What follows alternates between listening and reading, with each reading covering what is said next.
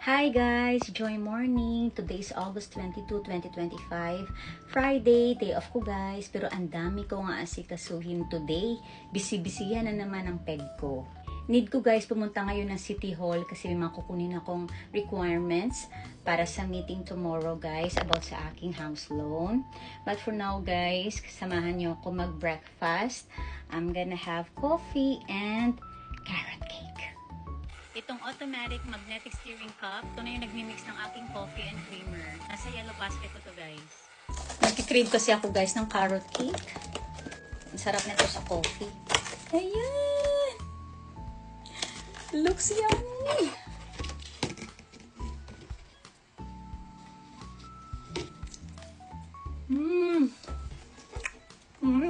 Sarap! Gusto niyo?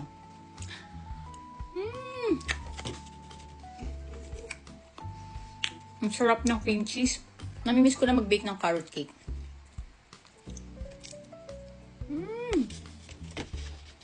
Ang dami pala guys, nagpi-PM sa akin, nagtatanong about sa loan. Yung iba, nagtataka sila kung bakit nakapag-loan ako, single mom ako with low income. Ang may share ko guys sa inyo is based sa aking case. Big point daw, yung more than 10 years na ako sa aking work. Sa January kasi guys, 2026, 11 years na ako sa aking pinagtatrabahuan. Non-stop yun guys, hindi ako nagpalit talaga ng ibang company. And then, big point, nagbabayad ka ng tax. And then, yung mga insurance mo. And then, yung wala kang bad record when it comes sa credit cards, sa phone bills, and mga house bills or whatever na wala kang blacklist. Napaka-importante yan. Kasi nakikita yan guys ng bangko. Siyempre, gusto nila maka-assure na capable ka na magbayad sa kanila ng loan. Okay lang naman guys kung hindi ganun kalaki yung ating income. Kagaya ko, low income ako.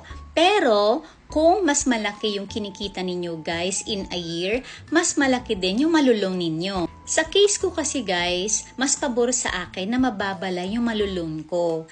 Kasi maglalabas ako ng malaking down payment.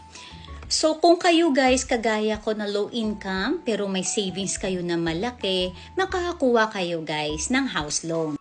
Hanggang dito na lang muna guys ang video na to. Kita-kits tayo sa next vlog. Thank you so much guys for watching. Be beautiful and be kind. God bless.